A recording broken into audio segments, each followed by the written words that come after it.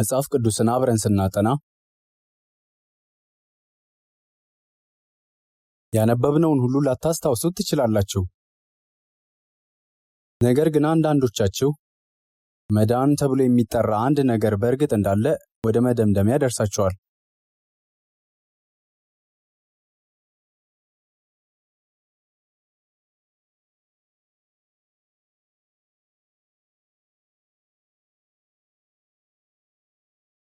የድነት ጉዳይ ከግለሰብ ሕይወት ከተገለለ እርሱ ወይም እሷ ራሳቸው ብቁ ሰው ሆኖ ከመቆጠር ሲቀሩ ያገኙታል። ይህን የምልበት ምክንያት በመጽሐፍ ቅዱስ ውስጥ በጣም አስፈላጊው ቃል ማለትም እግዚአብሔር በቃሉ ሰውን የሚጠይቀው እጅግ አስፈላጊው ነገር ሰው መዳን እንዳለበት ነው።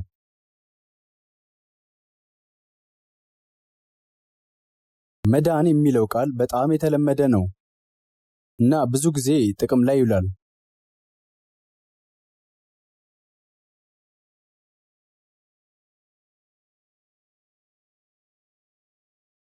ነገር ግን አላግባቡ ጥቅም ላይ የሚውልባቸው ብዙ ጊዜዎች አሉ። መዳን የሚለው ቃል አንድ ሰው አንዳንድ አስቸጋሪ ሁኔታዎች ሲያጋጥመው ሲተው ወይም ወደ ሞት ሲቃረብ መታደግን ለመግለጽ ያገለግላል።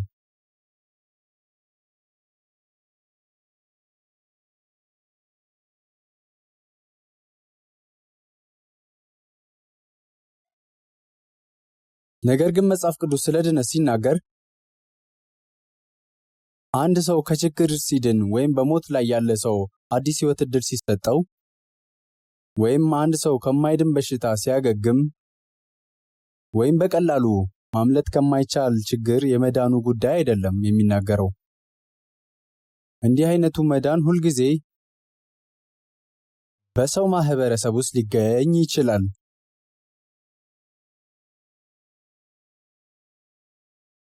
ነገር ግን መጽሐፍ ቅዱስ የሚናገረው መዳን ምንድን ነው? ቀደም ብዬ እንደገለጽኩት ከተወለዱበት ቀን አንስቶ እስከ ዕለተ ሞታቸው ድረስ ብዙዎች መዳን በሕይወታቸው ሂደት ውስጥ በተለያየ መንገድ ይለማመዳሉ። ከተወለዱ ብዙ ሳይቆዩ የሚሞቱ ብዙ ሰዎችም አሉ። ለጥቂት ጊዜ ኖረው ግን በሆስፒታል ውስጥ ሰለባ የሆኑ ብዙ ሰዎችም አሉ። ዓለም አንድ ሰው በደንብ አድጎ ትልቅ ሰው ሆኖ እና ረጅም ዕድሜ ለመኖር ቀላል እንዳይሆንባት የሆነች ዓለም ነች። መጽሐፍ ቅዱስ የሚናገረው መዳን ከዚያ ከፍ ባለ ደረጃ ላይ ነው። በከፍተኛ ደረጃ ላይ እምብዛም አይደለም፣ ዘላለማዊ ነው። ሰው ወደዚህ ዓለም የሚወለድበትና በሥጋ አጭር ሕይወት የሚኖርበት ከዚያም ዓለምን ትቶ የሚሄድበት ዓላማ መዳንን ለማግኘት ነው ቢባል ማጋነን አይሆንም።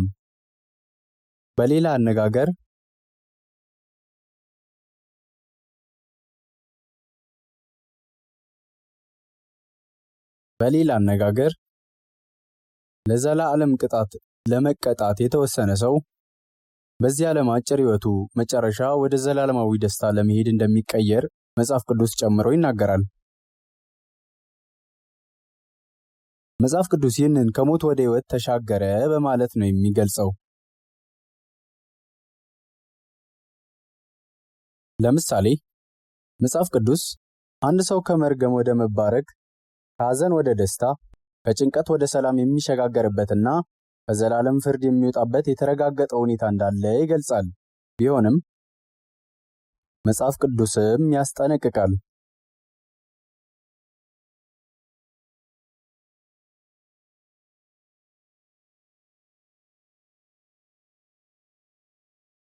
በዚህ ዓለም ውስጥ ካሉት በርካታ ሃይማኖታዊ ሰዎች መካከል እየተናገርኩ ያለው ስለ ሌሎች ሃይማኖቶች አባላት ሳይሆን እኔ የማወራው መጽሐፍ ቅዱስን ቃል ስለሚሰሙ አብን ስለሚፈልጉና በኢየሱስ ክርስቶስ ስለሚያምኑ ሃይማኖተኛ ሰዎች ነው። በእነዚህ ሰዎች መካከል እንኳ አንዳንድ ወደ ኋላ የቀሩ ሊኖሩ ይችላሉ። ይኸውም የዘላለም መዳንን በተመለከተ ወደ ኋላ ቀርተዋል።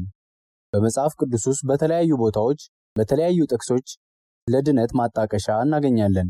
አንድ ምሳሌ ለመስጠት መጽሐፍ ቅዱስ እንዲህ ይላል፣ ለእናንተም ስለሚሰጠው ጸጋ ትንቢት የተናገሩት ነቢያት ስለዚህ መዳን ተግተው እየፈለጉ መረመሩት። በእነርሱ የነበረ የክርስቶስ መንፈስ ስለ ክርስቶስ መከራ ከእርሱ በኋላ ስለሚመጣውም ክብር አስቀድሞ እየመሰከረ በምን ወይም እንዴት ባለ ዘመንን እንዳመለከተ ይመረምሩ ነበር። በተጨማሪም ከዚህ መዳን እንዳንወሰድ የሚል ጥቅስም አለ።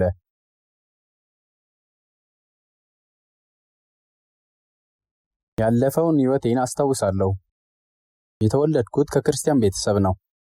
ጥሩ ጤናማ ቤተሰብ እንዳለኝ በራሴ መኩራራት እችላለሁ። ክርስቲያን ቤተሰብ። አባቴ ትጉ የቤተ ክርስቲያን አባል ነበር። እናቴም ከመንፈሳዊ ኮሌጅ ተመርቃለች እና ከልጅነቴ ጀምሮ የክርስትና ትምህርት አግኝቻለሁ። ሆኖም ይህ ክርስቲያናዊ ትምህርት በእግዚአብሔር ላይ ስላለኝ እምነት በልቤ ውስጥ ማረጋገጫ እንዲኖረኝ አላደረገም።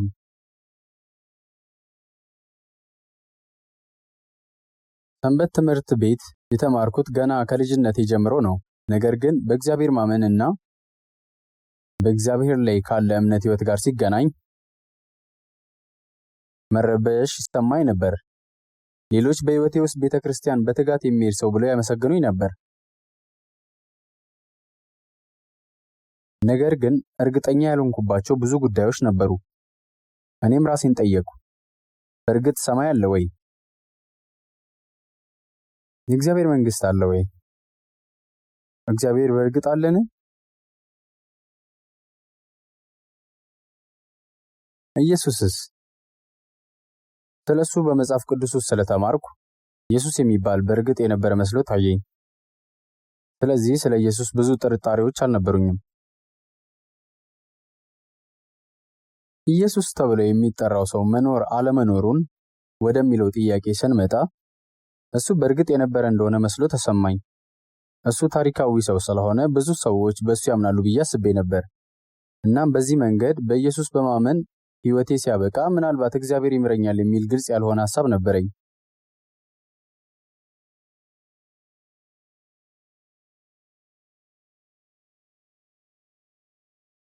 እኔ ግን በልቤ በኢየሱስ አምን ነበር። እናም የመስቀሉን መንገድ ይህም ኢየሱስ የተሰቀለው ለኃጢአታችን ማለትም ለሰው ልጆች ሁሉ ኃጢአት እንደሆነ አውቅ ነበር። ሁልጊዜ ፋሲካን ስለማከብር ኢየሱስ ከሞት መነሳቱን የሚያስተምረውን ትምህርት አውቃለሁ።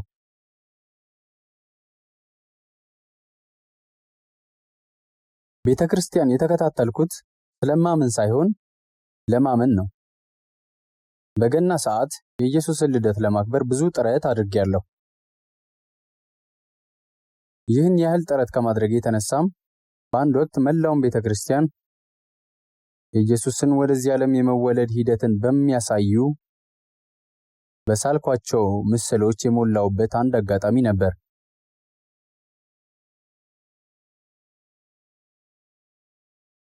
ከዚያም ከሽማግሌዎቹ አንዱ መጣና አቶ ዩ በሰንበት ትምህርት ቤት ስላስተማርኩ መምህር ብሎ ጠራኝ። ሚስተር ዩ ወደ መንግሥተ ሰማያት ስትደርስ ታላቅ ሽልማት ታገኛለህ። እዚህ ትልቅ ሥራ ሰርተሃል። ነገር ግን በልቤ ውስጥ እኔ በእርግጥ ሰማይ ካለን እኔ በዚያ ሽልማት አልጠብቅም ነበር። ከኋላ ጥግ ላይ ትንሽ ቦታ ቢሰጠኝ እረካለሁ። ተስፋ ያደረግኩት ይህ ነው። መንግሥተ ሰማያት ካለ ወደዚያ ለመሄድ ብቁ መሆን ብቻ ይበቃኛል ብዬ አስቤ ነበር። ነገር ግን መንግሥተ ሰማያት መኖር አለመኖሩን ስለማላውቅ ወደዚያ ለመሄድ ጥረት ከማድረግ ይልቅ በቀላሉ ይህን የመሰለ ሥራ ለመመስገን ሠራ ነበር። በአንዳንድ አጋጣሚዎች በገና ዋዜማ እስከ መጨረሻው ደቂቃ ድረስ በቤተ ክርስቲያን ውስጥ እየሳልኩና እየቀባው ነበር። ሁልጊዜ በጣም ቀዝቃዛ ነበር። እናም አንድ ጊዜ በቅዝቃዜ ለሞት ተቃርቤ ነበር። በቤተ ክርስቲያኑ ውስጥ ካለው ማሞቂያ አጠገብ ረጅም አግዳሚ ወንበር አስቀምጬ በላዩ ላይ ተኛውና እስከ ማለዳ ድረስ አልነቃሁም። ከእንቅልፌ የቀሰቀሰኝ ከቅዝቃዜ የተነሳ ሰውነቴ ተገትሮ ስለነበረ ነው እና ከዚያ ማሞቂያ እንደቆመ ተረዳው። እንደዚህ አይነት መከራም አሳልፌያለሁ። ይህን ያደረኩት ወደ ሰማይ ለመሄድ ካለኝ ጉጉት የተነሳ አይደለም። እኔ በምኖርበት በዚህ ዓለም ቤተክርስቲያን ስከታተል የሚችለውን ሁሉ የማድረግ የጥረቴ አካል ስለነበረ ነው። ማለዳ ጸሎቶችንም በተመሳሳይ ምክንያት ነበር የማደርጋቸው። ነገር ግን ያለምንም ጥርጥር በኢየሱስ የሚያምን እና ከጭንቀት የጸዳ እምነት በልቤ ውስጥ አልነበረኝም። ችግሩ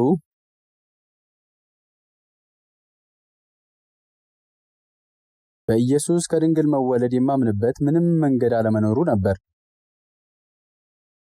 ስለ ኢየሱስ ትንሣኤ የሚጠይቀኝ ሰው ካለ በየዓመቱ ፋሲካን ለብዙ ዓመታት ባከብርም አምናለሁ ብዬ በልበ ሙሉነት መመለስ አልቻልኩም። ኢየሱስ ከሞት መነሳቱን መቀበል አልቻልኩም። ይህ የሆነበት ምክንያት አንድ ሰው ሲሞት ያ መጨረሻው እንደሆነ አእምሮዬ ስለነገረኝ ነው።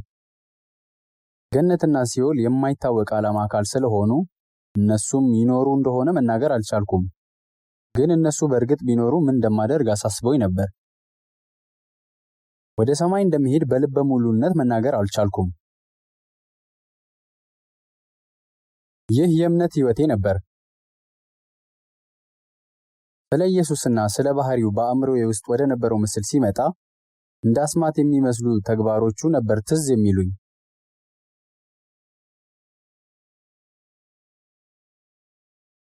ጴጥሮስ በውሃ ውስጥ እየሰመጠ ጴጥሮስን ሲይዝ የሚያሳየው የኢየሱስ ምስል። አንድ ጊዜ ይህን ስዕል ስለሰራው ኢየሱስ በውሃ ላይ እየተራመደ ሁልጊዜ በፊልሞች ላይ የሚታዩት እነዚህ ምስሎች ኢየሱስ የታመሙትን ሲፈውስ፣ ነገር ግን ኢየሱስ ጌታ አምላክህን በፍጹም ልብህ፣ በፍጹም ነፍስህ፣ በፍጹም ሐሳብህ ውደድ፣ ይህች ፊተኛይቱ እና ታላቂቱ ትእዛዝ ናት እንዳለ አውቄ ነበር። እናም በልቤ ይህንን የመጀመሪያና ታላቅ ትእዛዛትን ለመጠበቅ የተቻለኝን ሁሉ እንዳደረግኩ አላመንኩም ነበር።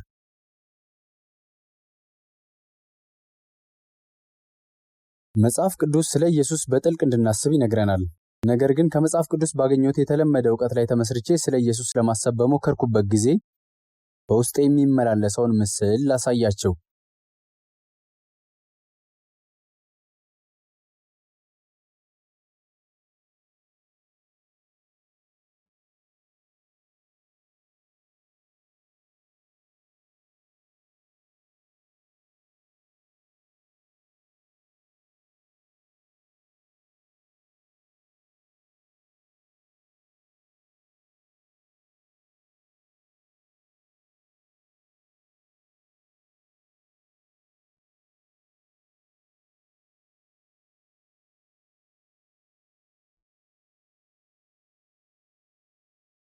እንደዚህ ያለ ጸጉራም ኢየሱስን አስብ ነበር።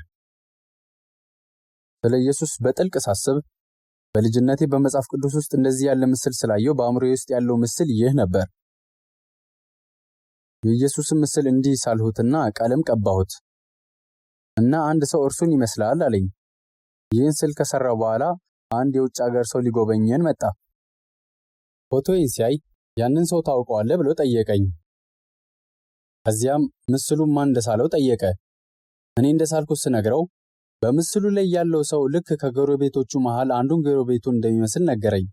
ይህን የሚመስል ሰው እንዳለ ሰምቼ ሰውየው ምን አይነት ስራ እንደሚሰራ ጠየቅኩኝ እና ጎብኚያችን በኮሪያ ቋንቋ አንድ ነገር ተናገረ። ነገር ግን አነጋገሩ ጥሩ አልነበረም እና ወንበዴ ማለቱን ለመረዳት ጊዜ ወስዶብኛል። ሰውየውም ሽፍታ ነበር። በጣም ቅር እንደተሰኘው መገመት ትችላላችሁ። በልጅነቱ የኢየሱስን ስዕል ስለሳለው አንድ አርቲስት አንድ ጊዜ አንብቤ ነበር። በኋላ አርቲስቱ ሌላ ስዕል እንዲሰራ ታዘዘ። በዚህ ጊዜ ኢየሱስን አሳልፎ የሰጠውን አስቆሮቱን ይሁዳ ምስል ነው። አጸያፊውን ይሁዳ እንዴት እንደሚስለው ሲያስብ ከእስረኞች መካከል ሞዴል ለመፈለግ ወደ እስር ቤት ሄደ። ያገኘው ሞዴል ሌባና ነፍሰ ገዳይ ቢሆንም አርቲስቱ በስዕሉ ላይ መስራት ሲጀምር ሞዴሉ በወጣትነቴ በአንድ ወቅት ለጥሩ ስዕል ሞዴል ሆኜ እጠቀም ነበር አለው። አርቲስቱ የማንን ምስል እንደወከለ ሲጠይቀው እስረኛው ወጣት ሳለሁ ለኢየሱስ ስዕል ሞዴል ነበርኩ፣ ኢየሱስ ገና በልጅነቱ ብሏል። ይህን ታሪክ አንድ ጊዜ የሆነ ቦታ አንብቤዋለሁ። ስለዚህ የኢየሱስን ምስል ማለትም የሰውን ምስል መሳል እንችላለን። ዋናው ነገር ግን የእግዚአብሔር መንፈስ የሆነው የኢየሱስ መንፈስ ነው።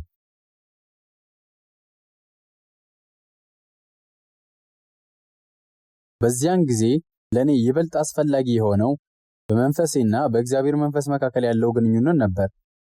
ነገር ግን ስለ እንደዚህ አይነት መንፈሳዊ ጉዳዮች አላሰብኩም። ወደ አእምሮዬ በጭራሽ አልመጣም። በትምህርት ቤት በተማርኩት ዕውቀት ላይ ተመስርቼ ስለ ኢየሱስ ከማውቀው በላይ ምንም ማየት አልቻልኩም።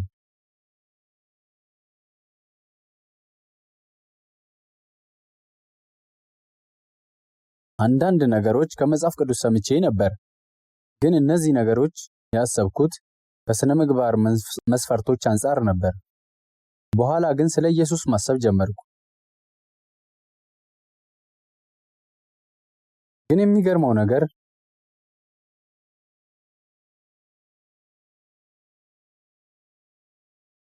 ጊዜዬም ሙሉ በሙሉ አላባከንኩም። ከዚህ ቀደም በእርግጥ ጊዜም በከንቱ አስተሳሰብ አባክኜ ሊሆን ይችላል።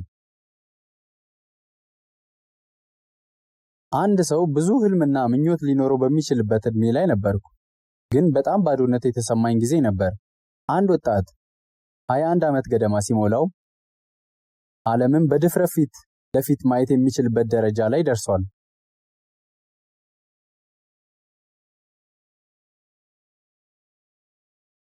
አንድ ዓመት ገደማ ሲሆነኝ ከፊት ለፊት ያለውን ህይወት ስመለከት እርግጠኛ ነበርኩ። ይህ የሆነበት ምክንያት በሌሎች ሰዎች አእምሮ ውስጥ የማይገቡ ሐሳቦችን ስላሰብኩ ነው። በህይወቴ ሂደት ውስጥ ለራሴ የወሰንኩትን መንገድ ከተከተልኩ በህይወቴ አንድ ነገር ማድረግ እንደምችል እርግጠኛ ነበርኩ።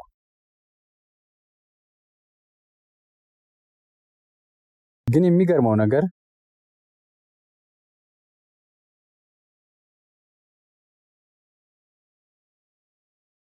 በራስ የመተማመን ስሜቴ ምን ያህል የማያስተማምን እንደሆነ ያወኩበት በዛ ወቅት ነበር።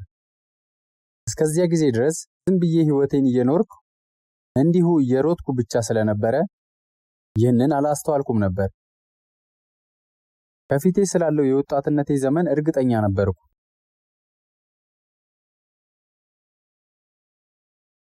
ነገር ግን ችግር ነበር። እሱም የራሴ መተማመን፣ የራሴ ድፍረት ነበር ችግሩ።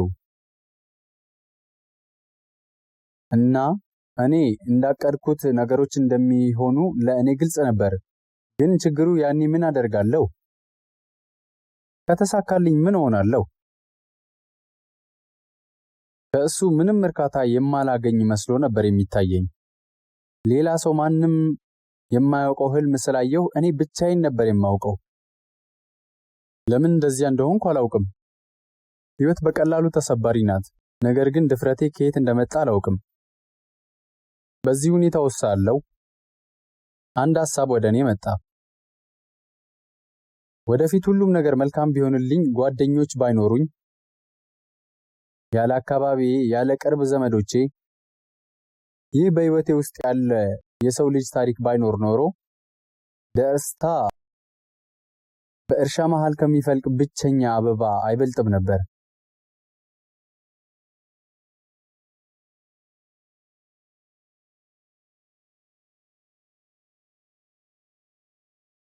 አበባ ተስማሚ በሆነ ጫካ ወይም ተስማሚ በሆነ አካባቢ ውስጥ መሆን ያስፈልገዋል። ቀረብ ያለ ምሳሌ ለመስጠት ያህል ወላጆቼ፣ ወንድሞቼና እህቶቼ እዚያ ነበሩ እና እኔ በጣም በቅርበት አብሬያቸው ባደግኳቸው ጓደኞቼ በእነሱ ላይ በጣም እተማመናለሁ። ጓደኝነት ብዙ ክብደት አለው። እንደዚያም ሆኖ እነሱን በማመንና ራሴን ሙሉ በሙሉ ለነሱ በመስጠት ደስታን ከጓደኞቼ ጋር ብቻ መካፈል የሚችል አልመሰለኝም።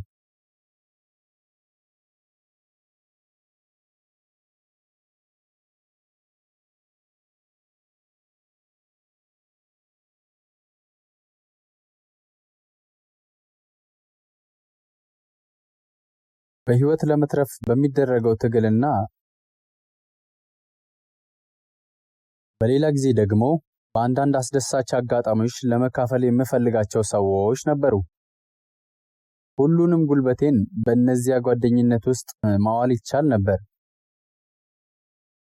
አልፎ አልፎ ስነ ምግባራዊና ቀና ሕይወት መኖር እንዳለብኝ ድንግዝግዝ ሐሳብ ነበረኝ። ነገር ግን ይህን የመሰለ ከባድ ሸክም ለመሸከም ምን ያህል ደካማ እንደሆንኩኝ ማየት ጀመርኩ። ስለዚህ ለራሴ ስል ሕይወቴን በትልቅ ሁኔታ እንዴት እንደምኖር አሰብኩ። ነገር ግን ይህን ለማድረግ ማሰቡ የበለጠ ጭንቀት እንዲሰማኝ አደረገኝ። ይህ የሆነበት ምክንያት ሳስበው በህብረተሰቡ ላይ ምንም አይነት ተጨባጭ ስሜት ለመፍጠር ተክለ ሰውነት እንደሌለኝ ማየት ስለቻልኩ ነው። አንድ ሰው ስኬታማ ለመሆንና በህብረተሰቡ ዘንድ ተቀባይነት እንዲኖረው የተወሰነ የሰውነት አቋም ሊኖረው ይገባል። እሱ አስደናቂ፣ ማራኪ፣ ቆንጆ፣ ውብ፣ ሰፊ ትከሻ ያለው፣ በስፖርት የታነጸና ወንዳ ወንድ መሆን አለበት። ነገር ግን በውስጤ ያለው ድፍረትና ምኞት ብቻ እንጂ ታላቅ ስጋዊ አካሌ ለዚህ ሁሉ የማይመጠን መሆኑን ለማየት ተገደድኩ። በዚህ ምክንያት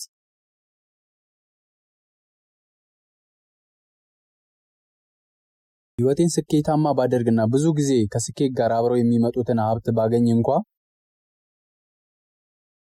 የሰብአዊ ሁኔታዎቼን ጉድለቶች እያሉ እነዚህ ነገሮች ሊያስደስቱኝ እንደማይችሉ ተገነዘብኩ። እንደዚህ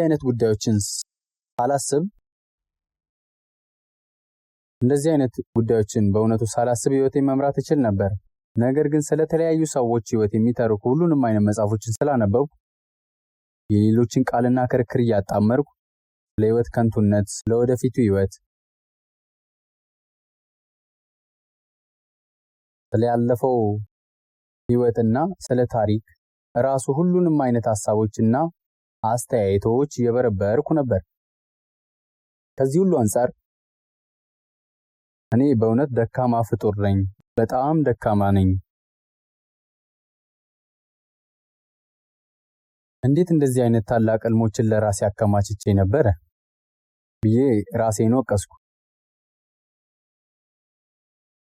ያ ማለት በተስፋ መቁረጥ ስሜት ከውጪ ወይም የበታችነት ስሜት ተቆራኝቶኛል ማለት አይደለም። ለዛ በጣም ብዙ በራስ መተማመን ነበረኝ።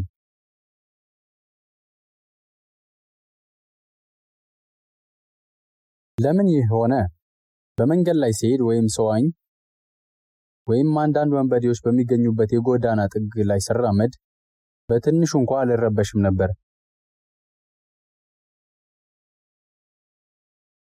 በዚያን ጊዜ ምንም እንኳን ቁመቴ ትንሽ ቢሆንም ወንበዴዎችን እስከማልፈራ ድረስ ሰውነቴን አሰልጥኜ ነበር። ይህ የሆነበት ምክንያት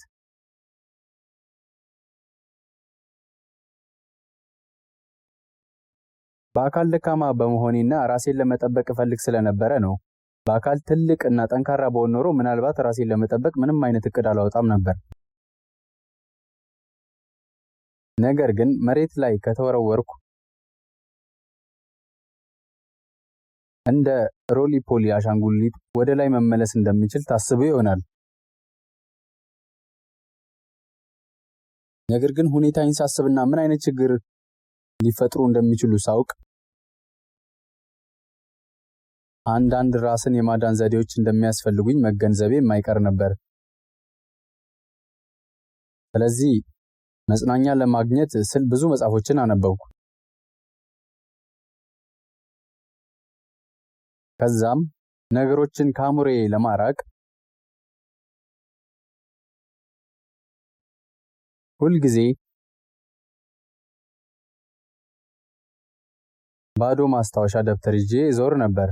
የስዕል ደብተር እና በተቀመጥኩበት ጊዜ ሁሉ እስል ነበር።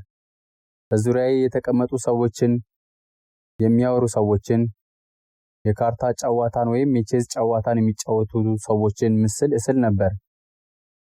ከነዚህ ሰዎች ጎን በጸጥታ ተቀምጬ ስላለው ልክ በዘፈቀደ ድንገተኛ ፎቶዎችን እንደሚወስድና እንደ ፎቶግራፍ አንሺ ማለት ነው። ለአንድ አፍታ ሰልችቶኝ አያውቅም።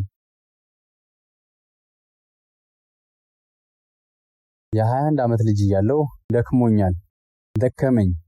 ይህ በጣም አስፈሪ ነው ወይም የማይስብ ስል ተሰምቶኝ አያውቅም። እንደዛም ስል ተሰምቼ አላውቅም። ሁልጊዜ በእውነት ስራ በዝቶብኝ ነበር። ራሴን በጣም በስራ ጠመድኩ። ግን በዛው ልክ ከጊዜ ወደ ጊዜ በአእምሮዬ ውስጥ ብልጭ የሚል ሐሳብ ነበር። ከዚህ ሁሉ ምን እጠቀማለሁ? ይህ ችግር በአእምሮዬ ተነሳ።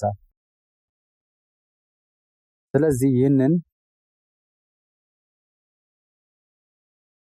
ለአንዴና ለመጨረሻ ጊዜ መፍታት እንዳለብኝ በልቤ አሰብኩ። እስካሁን የኖርኩበት መንገድ ሙሉ በሙሉ ሊለወጥ የሚችል መንገድ ይኖር ይሆን ብዬ አሰብኩ። ሌላ ሰው ህይወቱን እየቀጠለ ነው። ስለዚህ በራሴ ልዩ ህይወት መኖሬ ምን ጥቅም አለው? ይህ ችግር አጋጥሞኝ ነበር። ግን እንደመታደልም ሆነም አልሆነም ከፊት ለፊቴ መንገድ ተከፈተ። መጽሐፍ ቅዱስን የመቀበል ዕድል ነበረኝ። መጋቢት 17 1962 ትልቅ መጽሐፍ ቅዱስ ተሰጠኝ። ቤታችን ውስጥም መጽሐፍ ቅዱስ ነበረን። ግን ይህ መጽሐፍ ቅዱስ ያገኘሁት በራሴ ጥረት ነው። ቢሆንም እንኳን ብዙም ደስተኛ አልነበርኩም። ነገር ግን መጽሐፉን የሰጠኝ ሰው መጽሐፍ ቅዱሱን አንብቤ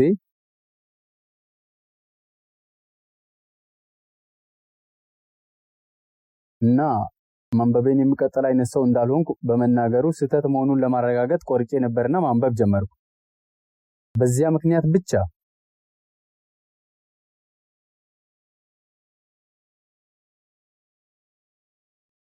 ነገር ግን መጽሐፍ ቅዱስን ያነበብኩ ሳለ ልቤን የያዘ ታላቅ ጨለማ እንዳለ ለማየት ቻልኩ። በውስጤ የኃጢአት ጠፈጥሮ እንዳለ፣ ይህም ከዚህ ጊዜ በፊት በጥልቀት ያላሰብኩት ነገር እንደነበረም አምኜ ተቀበልኩ።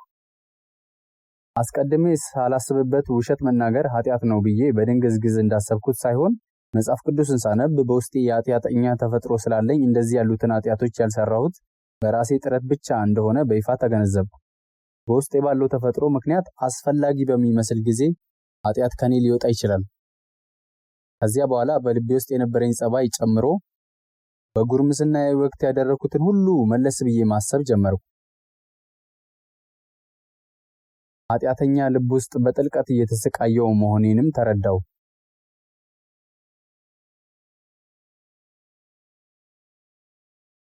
ከዚያም አንድ ቀን በዚያው ዓመት ሚያዝያ 7 ከምሽቱ 2 ሰዓት ገደማ ነበር።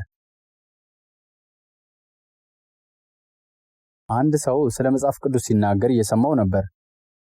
እሱ የሚናገረው ስለ ኢየሱስ ሞት ነው። ይህ ለኔ የተለመደ ነገር ነበር። ከልጅነቴ ጀምሮ በእርሱ የሚያምን ሁሉ የዘላለም ሕይወት እንዲኖረው እንጂ እንዳይጠፋ እግዚአብሔር አንድያ ልጁን እስኪሰጥ ድረስ ዓለሙን እንዲሁ ወዷልና የሚለውን የመጽሐፍ ቅዱስ ጥቅስ አውቅ ነበር። ይህም በደንብ አውቀው ነበር። ግን በዚያ ቀን በሕይወቴ ለመጀመሪያ ጊዜ አመንኩበት። እግዚአብሔርን ለመጀመሪያ ጊዜ በልቤ ጌታ ብዬ ልጠራው ቻልኩ። ወደ ፍጹም የእምነት እርግጠኝነት መጣሁ።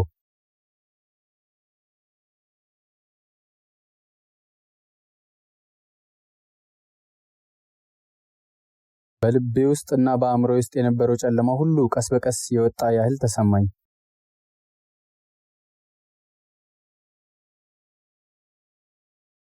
ልቤ ጨለማ ውስጥ እንዳለ ክፍል ነበር፣ እንደዚህ አይነት አዳራሽ እና ቀስ በቀስ ጨለማው ሁሉ ጠፋ። ብርሃኑ ወደ ውስጥ ገብቶ ክፍሉን ሲያበራ በልቤ ውስጥ ይህ እንግዳ ነገር አጋጠመኝ። በሞት ሸለቆ ውስጥ ለኔ ብርሃን አለ። ኢየሱስ ወደ ቤቴ እናም ወደ ልቤ ስለገባ። ይህ መዝሙር እንደሚገልጸው እኔም ሰላም ተሰማኝ። ከዚያ ቀን በኋላ ስለ ኢየሱስ በድንግልና መወለድ ያለኝ ጥርጣሬ አበቃ። ለመጠየቅም ምንም ተጨማሪ ምክንያት አልነበረኝም እና እሱን ለማመን ጥረት ማድረግ አላስፈለገኝም። ዝም ብዬ አመንኩት። የኢየሱስን ትንሣኤ በፍጹም እርግጠኝነት ለመቀበል በቃው። አመንኩ። እናም ይህ እምነት አንድ ሰው ካመንኩ እንደሚገለኝ ቢነግረኝም እንኳ ማስወገድ የማልችለው ነገር ነበር። በቃ አምኜ ተገኘው እና ለማመን ከፍተኛ ጥረት ማድረግ አልነበረብኝም። እነዚህ ጥርጣሬዎች አንድ በአንድ መጥፋት ጀመሩ።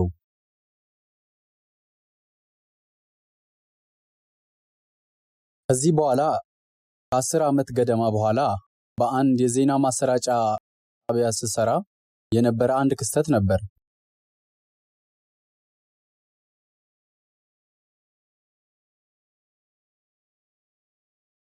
አንድ ትልቅ ቦታ የነበረው የመንግስት ባለስልጣን አንድ ቀን ሊጠይቀኝ መጣ።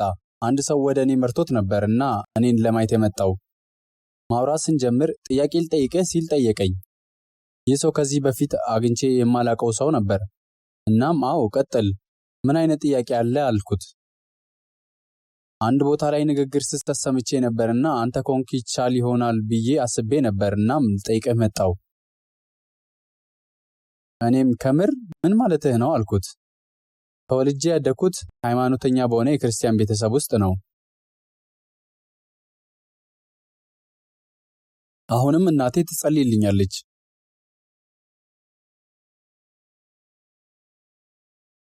በዚህ ተጽዕኖ ምክንያት እኔም ክርስቲያን ሆንኩኝ። በህብረተሰቡ ውስጥ በተሳሳተ መንገድ ሄጄ አላውቅም እና እስካሁን የምችለውን ያህል ታማኝ ክርስቲያን ሆኜ የኖርኩ ነው። በቤተ ክርስቲያንም የተወሰነ ቦታ አለኝ።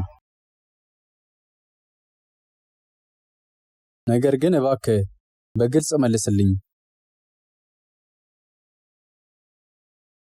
ይህ አይነት ሰው ነኝ። ከዚያም እንዲህ አለኝ። ነገር ግን እንደዚህ አይነት ጥርጣሬዎች እንዳሉ አላውቅም። ቀጠልና ምንም ይሁን ምን ማመን የማልችለው የነበረው ነገር ለምሳሌ የኢየሱስ ከድንግል መወለድና ትንሣኤውን ጠየቀኝ።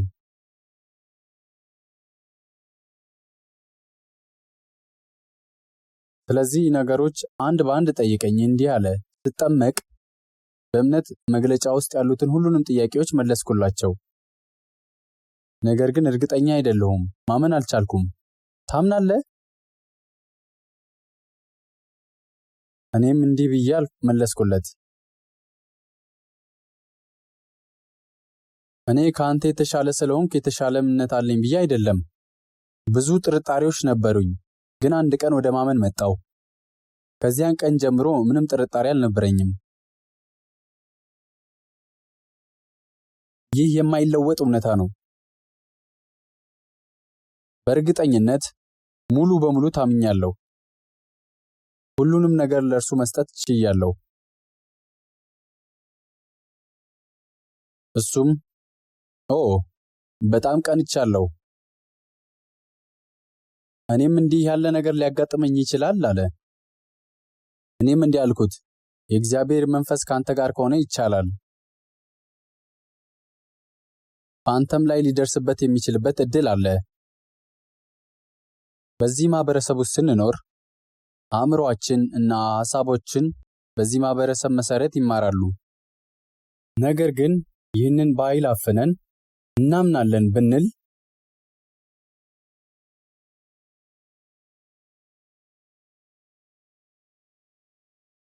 ሕሊናችን የማይፈቅደው ነገር ነው። ይህ ወደ ማመን የመምጣት ጉዳይ በእግዚአብሔር ምስጢር በኩል የሚከሰት ነገር ስለሆነ እጅግ የከበረ ነገር ነው። ላንተም እንዲሆንልህ ተስፋ አደርጋለሁ። እኔ በጣም ታናሽህ ነኝ በእድሜ እና መጽሐፍ ቅዱስን በችኮላ ከፍቼ እንዳንተ ላለ ሽማግሌው መናገር መስበክ አልፈልግም። ግን እባክህ መምጣት ብትወድ በፈለክበት ቀን ተመልሰህ ለመምጣት ነፃነት ይሰማ። በዚያን ጊዜ 32 ዓመቴ ነበር። ነገሩን መለስ ብዬ ሳስበው ምናልባት በዚህ ዓለም ውስጥ እንደሱ ያሉ ብዙ ሰዎች እንዳሉ ገነዘባለሁ። ጃኬቴን ባወልቀው ቅር ይላቸዋልን?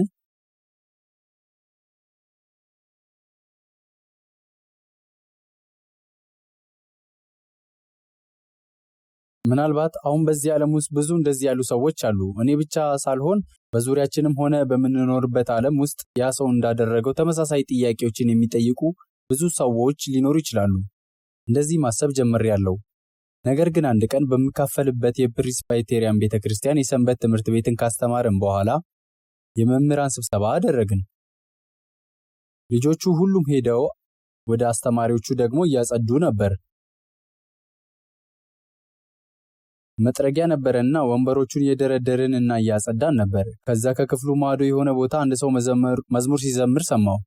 አንድ ምኞቴ ጌታዬ ብቻ ነው፣ በዘመኔ ሁሉ አንተን ላገለግል። ከዚያም በዙፋን ፊት ለመቆም ይነሳሉ፣ ሞትም የሌለውን ምስጋና ይዘምራሉ። እንደ ቀስት በራሪ ጊዜዎች ያልፋሉ፣ በክርስቶስ ቁጥጥር ይዋጁ። አንድ ሰው ይህን መዝሙር እየዘመረ ነበር እና እኔም አብሬ ሳንጎራጉር ሳለው የሚገርም ነገር ውስጤ ፈሰሰ። ከክፍሉ ጀርባ ካለው ምሰሶ ጀርባ ሄጄ ተቀምጬ ጸለይኩ። እግዚአብሔር ሆይ አመሰግናለሁ፣ ኃጢአት ጥልቀት አዳንከኝና በድህነት ደረጃ እንድቆም ፈቀድክልኝ። ለዚህ እንድኖር ስለፈቀድክልኝ አመሰግናለሁ። በሄድኩበት ቦታ ሁሉ እባክህ ሕይወቴን በሙሉ ስራህን በመስራት እንድቀጥል ፍቀድልኝ።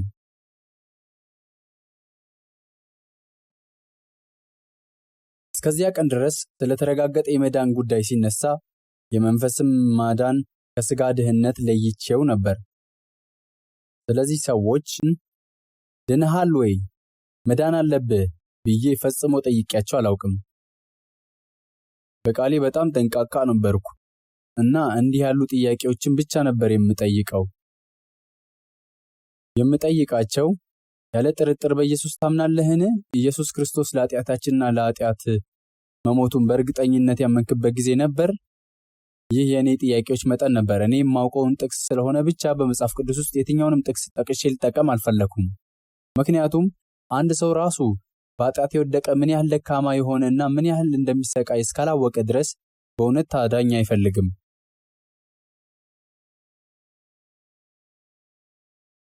የጠገበች ነፍስ የማር ወለላ ትረግጣለች የሚል ጥቅስ አለ። ስለዚህ አንድ ሰው በመጀመሪያ መንፈሱ በታላቅ ጉድጓድ ውስጥ እንደወደቀና በኃጢአት እየታገለ መሆኑን ማወቅ ይኖርበታል። የዚህ ኃጢአት መጠን ምን ያህል ነው? አንድ ቀን ያጋጠመኝ ነገር ነበር። ከስነ ምግባር አንጻር ያን ያህል ኃጢአት እንዳልሰራው የማስብ ሰው ነበርኩ።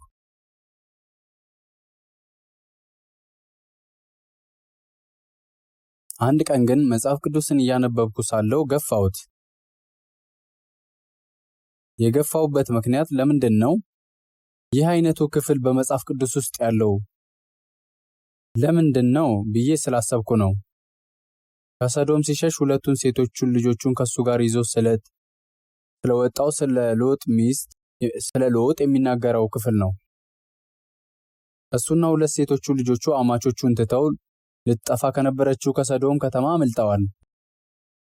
ሚስቱ ግን ወደ ኋላ ተመለከተችና የጨው አምድ ሆነች። ይህ ዘገባ በመጽሐፍ ቅዱስ ውስጥ ተመዝግቧል። በኋላም ሎጥና ሁለቱ ሴቶች ልጆቹ ወንድ በሌለበት ቦታ ሰፈሩ። ሴት ልጆቹም ተጨነቁ። አባታቸውንም እንዲሰክር የወይን ጠጅ አጠጡት። እያንዳንዳቸው ከእርሱ ጋር ተኙ። ይህንም ምንባብ ሳነብ በጣም ደነገጥኩ። በመጽሐፍ ቅዱስ ውስጥ ጥሩ ቃላት ብቻ የተጻፉ ነበር የሚመስለኝ። ይህ ምን አይነት ክፍል ነው ብዬ አሰብኩና መጽሐፍ ቅዱሱን ገፋሁት። ግን በጣም የሚገርም ነው። ለምን እንደዚህ አይነት አጋጣሚዎች ነበሩ ብዬ አሰብኩ። የሆነ አይነት የወሲባዊ መጽሐፍ ሳነብ ሁሉም መብራቶች በርተውና ሁሉም የመስኮት መሸፈኛዎች ተዘግተው ማንም ሊያይን በማይችልበት ቦታ ብቻዬን አነበው ነበር። ሳነበውም ደስ ይለኛል እና ከዚያ በኋላ እንዳላነበብኩት አስመስላለሁ። ነገር ግን መጽሐፍ ቅዱስ ግልጽ በሆነ መንገድ ልቤን ሙሉ በሙሉ ይበሳዋል ብዬ አስብ ነበር። እንደኔ አይነት አስተሳሰብ ያላቸው በውጫዊ ገጽታቸው ስነ ምግባር፣ መልካም ጸባይና ትምህርት ያላቸው የሚመስሉ በሌሎች ሰዎች ፊት ጠንቃቃ የሆኑ ሰዎች አሉ። ንጹህ ሕይወት እንደምኖር አምን ነበር። ነገር ግን ስለነዚህ ሁለት ወጣት ሴቶችና ስላደረጉት ነገር አሰብኩ። ሕግ በሌለበት ዓለምና ሌሎች ሰዎችም ምን ይሉኛል ብዬ ሳልጨነቅ ብኖር ምን አይነት ሰው ሆናለሁ ብዬ አሰብኩ።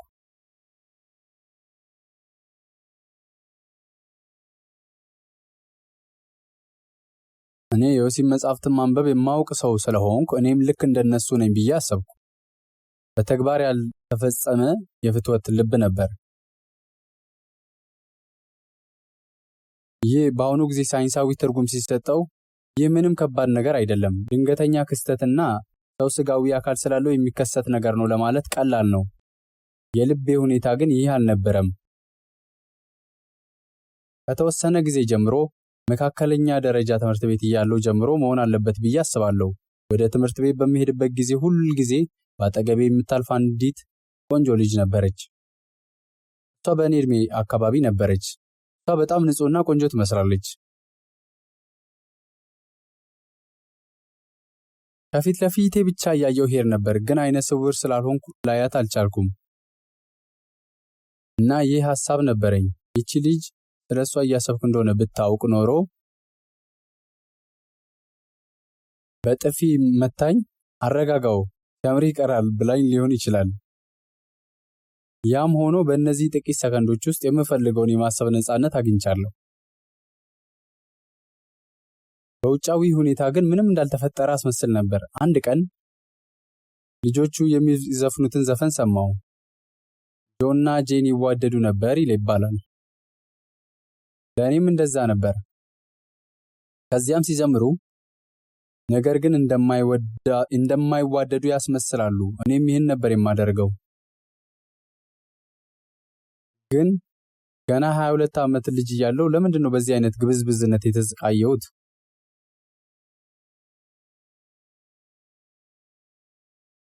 ያሰቃየኝ ይህ ነበር። እንዲሁም እንደ ባህር ዳር ባሉ ቦታዎች ሲሄድ ከመዋኘት ይልቅ ሰዎችን ከርቀት ፀሐይ ሲሞቁ ተቀምጠው ሲወያዩ ወይም ሲራመዱ የሚያሳዩትን ስዕሎች እስል ነበር። እናም ቤት እንደደረስኩ የሰዎችን ውበት ለማሳየት እየጣርኩ ነው ብዬ አሰብኩ። ግን የውስጤን ሐሳቤን አውቄው ነበር።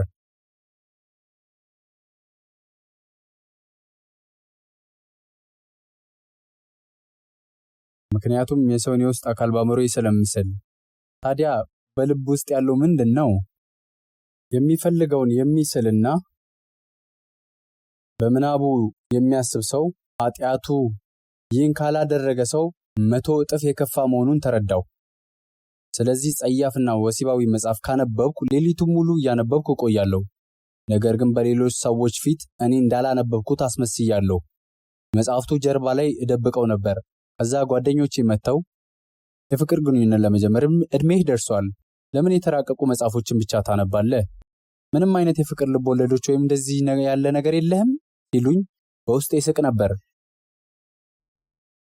ምንም እንኳ አንድ ሰው እንዲህ ማድረግ ምንም ኃጢአት የለበትም ቢልም እኔ ግን ኃጢአተኛ ተፈጥሮዬን እየሸፈንኩ መሆኔ በራሱ ኃጢአት ነበር።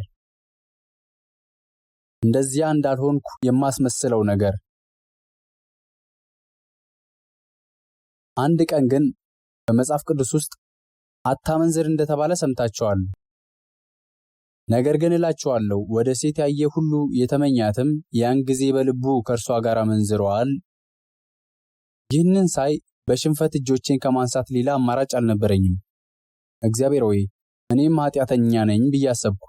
ኃጢአተኛ መሆኔን ግልጽ ባልሆነ መንገድ አልነበረም የተረዳሁት። አንተ ደግሞ ሌሎችን እንደረገም ልብህ ያውቃልና እንደሚሉት ባሉ የመጽሐፍ ቅዱስ ጥቅሶች አማካኝነት ኃጢአተኛ መሆኔን ሳውቅ እናም ኃጢአታችሁም እንዲያገኛችሁ እወቁ። እግዚአብሔር ሆይ እነዚህ ኃጢአቶች እንዴት ይሰረዩልኛል ብዬ አሰብኩ። ይህን ሁሉ እንደ ትምህርት አውቄያለሁ እና ምንም እንኳን ልቤን ያሳመሙትንና ያሰቃዩትን ኃጢአቶቼን በአፌ ብናገር እና ማስታወስ የማልችለው ብዙ ኃጢአቶች ነበሩ።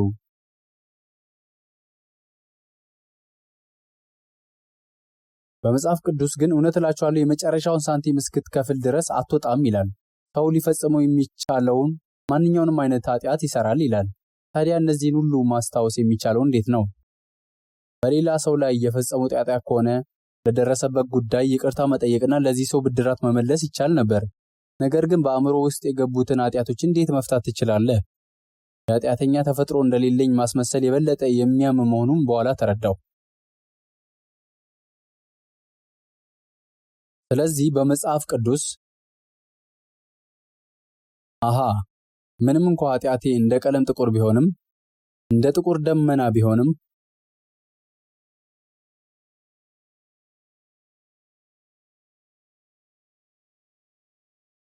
እግዚአብሔር በገባው ቃል መሰረት ሊፈታ ይችላል። ወደ መያዝ የመጣሁት ልብ ይህ ነው። ስለዚህ መጽሐፍ ቅዱስን ሳነብ የመንፈሳችንን መዳን እርግጠኛ ከሆንን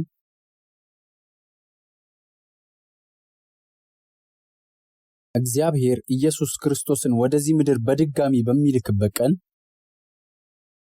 ሰውነታችን ደግሞ በኃይሉ ፈጽሞ ይለወጣል። እናም በዚያ ቀን ሙሉ መዳናችን ይፈጸማል የሚለውን ተገነዘብኩ። በአንዳንድ ትርጉሞች ላይ እንደተገለጸው የእምነታችን የመጨረሻ ውጤት የነፍሳችንን ወይም የመንፈሳችንን መዳን እንቀበላለን። የመንፈሳችን መዳን ተስፋ ለመንፈሳችን የተሰጠ ተስፋ ነው። ያ ከሆነ ይህ ምሉዕና ፍጹም መዳን ነው። ፍጹም ማዳኑ፣ አስደናቂ ፍቅሩ ከሚሊዮኖች ጋር በከፍታ እጮኻለሁ። ክብር ክብር እንዲሁ ዘምራለሁ። ከኢየሱስ ደም በቀር ሌላ አይደለም። ይህ እውነት መሆኑን አወቅኩ። መጽሐፍ ቅዱስን ሳነብ በጣም እፎይታ የተሰማኝ ጊዜ ነበር። ምንም እንኳ ኃጢአቴ እንደተሰረየልኝ በእርግጠኝነት ባውቅም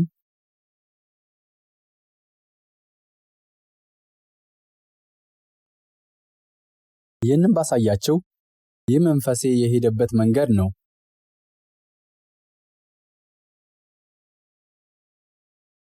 ምንም እንኳ ለኃጢአቴ ይቅርታ እንደተሰጠኝ በእርግጠኝነት ባውቅም እንኳ ይቅርታ እንደተደረገልኝ ሙሉ በሙሉ እርግጠኛ በሆንም በአእምሮዬ ጀርባ ላይ ሞትን እስክጋፈጥ ድረስ ኃጢአትን መስራቴን እቀጥላለሁ የሚል ሐሳብ አለ።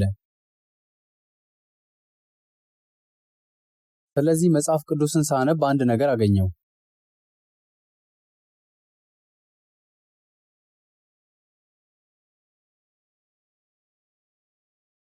እንበልና እነዚህ አውቄ የሰራኋቸው ኃጢአቶች ናቸው።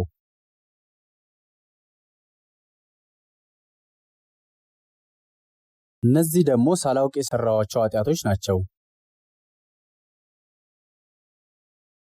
እነሱን አውቄ በሆን ኖሮ ብታስቸግረኝ ይገድልሃለሁ አይነት ነገር ነው።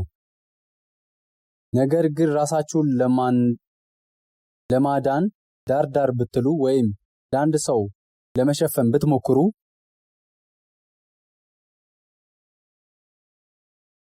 ውሸታችሁ ሊበዛ ይችላል። አውቃችሁም ሆነ ሳታውቁ ኃጢአት ብትሰሩም ኢየሱስ እኔ ለኃጢአታችሁ ሞቻለሁ ባለበት ቀን ኃጢአታችሁ እንደዚህ መዝሙር ነው።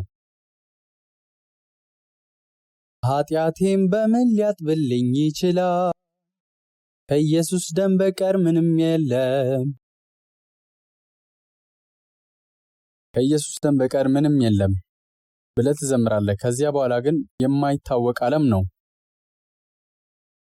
እያወቅንና ሳናውቅ ኃጢአት መስራታችንን እንቀጥላለን።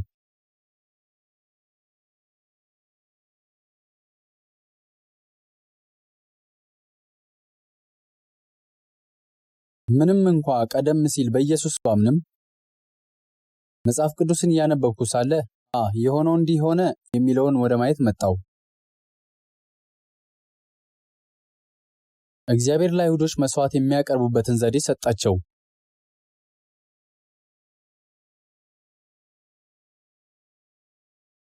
ከእነዚህ ዘዴዎች አንዳንዶቹ ምን ነበሩ? የአንድ ሰው ኃጢአት ለመንጻት አንዳንድ እንስሳት እንደ በጎች፣ ፍየሎችና ጥጃዎች በካህናቱ ፊት ይቀርቡ ነበር። ለኃጢአተኞቹ ኃጢአት ነበር የሚቀርቡት። ካህናቱም የሰውየውን ኃጢአት በእነዚሁ እንስሳት ላይ ጫኑባቸው። እነዚህን እንስሳት አርደው በእግዚአብሔር ፊት መስዋዕት አድርገው አቀረቡ። እነዚህ ደንቦች በብሉይ ኪዳን ዘመን በአይሁዶች መካከል ይፈጸሙ ነበር። ምንም እንኳን ካህናቱ እነዚያን መስዋዕቶች ቢያቀርቡም ሊቀ ካህናቱ በመጨረሻ ይሞታልና እርሱን መተካት የግድ ነበር።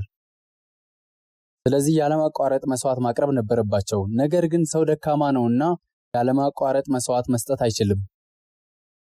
ስለዚህ የእንስሳት ደም የሰዎችን ኃጢአት ለዘላለም ይቅር ማለት ስለማይችል የእግዚአብሔር በግ ለዘላለም ቤዛነት መስዋዕት ሆኖ መጣ። የእግዚአብሔር በግ ኢየሱስ ኃጢአታችንን ለዘላለም ያስተሰርይልን ዘንድ ደሙን በመስቀል ላይ አፈሰሰ። የሺዎች ሞት፣ እልፍ አእላፋት፣ በመቶ ሚሊዮኖች የሚቆጠሩ ንጹሕ አራዊት፣ ይህ አንድ ሰው ኢየሱስ በሞቱ ያከናወነው ማከናወን አልቻለም። በዚህ አንድ ሞት የእግዚአብሔር አንድያ ልጅ ኢየሱስ የዘላለምን ቤዛነት ክቡር ደሙን በማፍሰስ አገኘ። ኃጢአታችንንም ለዘላለም ይቅር ብሏል። እግዚአብሔር ያንን ደም አይቶ ኃጢአታችንን ይቅር ብሎናል። በደሙ የተሸፈኑ ኃጢአተኞችን ይቅር አለን። ይህም በመጽሐፍ ቅዱስ ውስጥ ወደ ማየት መጣው። ወደ ዕብራውያን እንመለስ።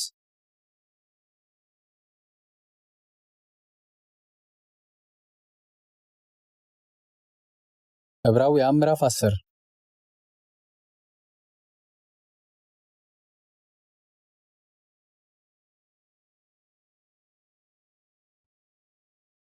ዕብራውያን ምዕራፍ 10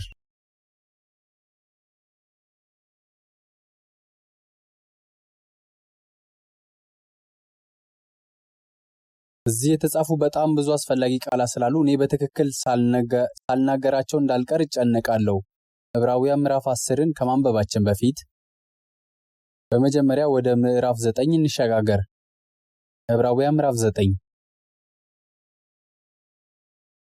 ከከፈታችሁት ቁጥር 12ን እናንብብ። የዘላለምን ቤዛነት አግኝቶ አንድ ጊዜ ፈጽሞ ወደ ቅድስት በገዛ ደሙ ገባ እንጂ በፍየሎችና በጥጆች ደም አይደለም። ቀጥሎ ቁጥር 13 የኮርማዎችና የፍየሎች ደም በረከሱትም ላይ የተረጨ የጊደር አመድ ሥጋን ለማንጻት የሚቀድሱ ከሆኑ በብሉይ ኪዳን ዘመን ይህን አደረጉ ማለታቸው ነው። ነውር የሌለው ሆኖ በዘላለም መንፈስ ራሱን ለእግዚአብሔር ያቀረበ የክርስቶስ ደም እንዴት ይልቅ ሕያውን እግዚአብሔርን ልታመልኩ ከሞተ ሥራ ሕሊናችሁን ያነጻ ይሆን? ስለዚህም የፊተኛው ኪዳን ሲጸና ሕግን የተላለፉትን የሚቤዥ ሞት ስለሆነ የተጠሩት የዘላለም ርስት የተስፋ ቃል እንዲቀበሉ እርሱ የአዲስ ኪዳን መካከለኛ ነው። ኑዛዜ ያለ እንደሆነ የተናዛዡን ሞት ማርዳት የግድ ነውና፣ ሰው ሲሞት ኑዛዜው ይጸናል። ተናዛዡ በሕይወት ሲኖር ግን ከቶ አይጠቅምም። ስለዚህም ፊተኛው ኪዳን እንኳ ያለ ደም አልተመረቀም።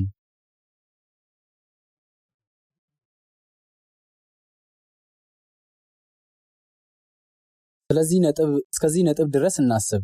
የመጀመሪያው ኪዳን የሚያመለክቱ በአምስቱ የሙሴ መጻሕፍት በብሉይ ኪዳን የተጻፈውን ነው። በዚያ ትእዛዝ መሰረት የእንስሳት ደም እንኳን የሰውን ኃጢአት ተከትሏል።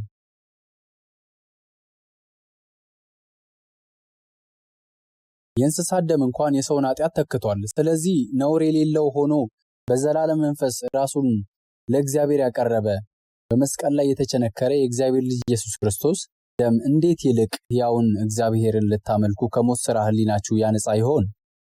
ይህ ክፍል የሚያስረዳው ይህንን ነው። ኢየሱስ በዚህ ምድር ላይ ከመወለዱ ከረጅም ጊዜ በፊት መዝሙረ ዳዊትን ከጻፉት ነቢያት መካከል አንዱ እንዲህ አለ። ይህን ዕብራውያን ምዕራፍ 10 ቁጥር 5ን አንብብ። ከፈታችሁት? ስለዚህ ወደ ዓለም ሲገባ መስዋዕትንና መባን አልወደድህም፣ ሥጋን ግን አዘጋጀህልኝ። በሙሉ በሚቃጠል መስዋዕትና ስለ ኃጢአት በሚሰዋ መስዋዕት ደስ አላለህም። ቁጥር 7 በዚያን ጊዜ እነሆ በመጽሐፍ ጥቅል ስለ እኔ እንደተጻፈ አምላኬ ሆይ ፈቃድህን ላደርግ መጥቻለሁ አልሁ ይላል። ኢየሱስ ክርስቶስ ከመወለዱ 1000 ዓመት በፊት ኢየሱስ ክርስቶስ በሥጋ ወደዚህ ዓለም ከመምጣቱ ከ1000 ዓመታት በፊት አንድ ነቢይ እነዚህን ቃላት ጽፎ ነበር። ለእናንተም ስለሚሰጠው ጸጋ ትንቢት የተናገሩት ነቢያት ስለዚህ መዳን ተግተው እየፈለጉ መረመሩት። በእነርሱም የነበረ ክርስቶስ መንፈስ ስለ ክርስቶስ መከራ ከእርሱም በኋላ ስለሚመጣው ክብር አስቀድሞ እየመሰከረ በምን ወይም እንዴት ባለ ዘመን እንዳመለከተ ይመረምሩ ነበር። እንዴትስ ትንቢት ነገራቸው? ቁጥር 7 በዚያን ጊዜ እነሆ በመጽሐፍ ጥቅልል ስለ እኔ እንደተጻፈ በብሉይ ኪዳን ማለት ነው አምላክ ሆይ ፈቃድህን ላደርግ መጥቻለሁ አልሁ። እግዚአብሔር ከሺህ ዓመታት በኋላ ስለሚሆነው የኢየሱስ ሞት አስቀድሞ ተናግሯል። በመቀጠል ከቁጥር 9 እናንብብ። በዚያን ጊዜ እነሆ በመጽሐፍ ጥቅልል ስለ እኔ እንደተጻፈ አምላኬ ሆይ ፈቃድህን ላደርግ መጥቻለሁ አልሁ ይላል። ሁለተኛውንም ሊያቆም የፊተኛውን ይሽራል። በዚህም ፍቃድ የኢየሱስ ክርስቶስን ሥጋ አንድ ጊዜ ፈጽሞ በማቅረብ ተቀድሰናል። ይህም መዝሙር ብዙ ጊዜ እንዘምራለን። እኔ ወደ ምንጩ ሲሄድ ልቤ በሞገዶች ይጸዳል፣ ከወረደው በረዶ ይልቅ በንጣት ይበልጣል። በኢየሱስ መስቀል ፊት የምንሄድበት ልብ ካለን እና በጸጥታ ልባችንን አስቀምጠን ማለትም በኃጢአት የረከሰው ልብ በእርሱ ፊት ብናስቀምጥና ጌታ ሆይ ኃጢአቴን ስለተሸከምክ አመሰግናለሁ ብንል ከዛም በዚህም ፍቃድ የኢየሱስ ክርስቶስን ሥጋ አንድ ጊዜ ፈጽሞ በማቅረብ ተቀድሰናል። ቀጣይ ቁጥር 12 እርሱ ግን ስለ ኃጢአት አንድን መስዋዕት ለዘላለም አቅርቦ በእግዚአብሔር ቀኝ ተቀመጠ፣ ጠላቶቹም የእግሩ መረገጫ እስኪደረጉ ድረስ ወደፊት ይጠብቃል። አንድ ጊዜ በማቅረብ የሚቀድሱትን የዘላለም ፍጹማን አድርጓቸዋልና መንፈስ ቅዱስም ደግሞ ስለዚህ ይመሰክርልናል። ከዚያም ወራት በኋላ ከእነርሱ ጋር የምገባው ኪዳን ይህ ነው ይላል ጌታ፣ በልባቸው ሕጌን አኖራለሁ በልቡናቸውም እጽፋለሁ ብሎ ከተናገረ በኋላ ኃጢአታቸውንና ዓመፃቸውንም ደግሜ አላስብም ይላል። የእነዚህን ስርየት ባለበት ዘንድ ከዚህ ወዲህ ስለ ኃጢአት ማቅረብ የለም። ኃጢአቶቻችሁ እንዳለላ ቢመስልም እርሱም ከእንግዲህ አያስታውሳቸውም። እንደዚህ የሚል መዝሙር አለ አይደል? ከእንግዲህ በኋላ አያስታውሳቸውም፣ ሕጎቼን በልባቸው አኖራለሁ በልባቸውም እጽፋቸዋለሁ። ከዚያም አክሎም እንዲህ ሲል ተናግሯል፣ ኃጢአታቸውንና ዓመፃቸውን ከእንግዲህ አላስብም። እግዚአብሔር ኃጢአታችንን ለዘላለም በኢየሱስ ደም ሸፍኖልናል። እንዲህ የሚለው ይህንን መዝሙር እንዘምራለን። ክብር ክብር እንዲሁ ዘምራለሁ፣ ከኢየሱስ ደም በቀር ምንም የለም። በመቀጠል ቁጥር 14 አንድ ጊዜ ፈጽሞ በማቅረብ በኢየሱስ የዘላለማዊ መስዋዕት የሚቀደሱትን ለዘላለም ፍጹም አድርጓቸዋል።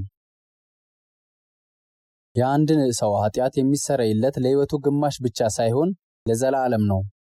እስቲ እንመልከት። ያለፈው ኃጢአት ብቻ ሳይሆን የሚሰረየው ከዘላለም ጀምሮ የብሉይ ኪዳን ሰዎች እንደሚመጣ በማመን ኖሩ። የአዲስ ኪዳን ዘመን ሰዎች እርሱ በመጣ ጊዜ ያከናወናቸውን ነገሮች ያምናሉ። በጎች፣ ፍየሎችና ጥጆች በኋላ የሚፈጽሙትን ነገሮች የሚያሳይ ምሳሌ ሆነው አገልግለዋል። እነዚህ እንስሳት ይታረዱ፣ ደማቸውም የሰውን ኃጢአት ይቅር ለማለት ይረጭ ነበር። አሁን ግን የዘላለም አምላክ ልጅ ተሰቅሎ ደሙ ፈሰሰ። እንግዲያውስ ደሙ ለዘላለም ኃጢአታችሁን ያነጻ ዘንድ ምን ያህል ይበልጣል። አሁን ግን በዓለም ፍጻሜ ራሱን በመስዋዕት ኃጢአትን ሊሽር አንድ ጊዜ ተገልጧል። ከክርስቶስ ልደት በፊት እናም ዓመተ ምሕረትና አንድ ያለፈውን ጊዜ እንመለከታለን።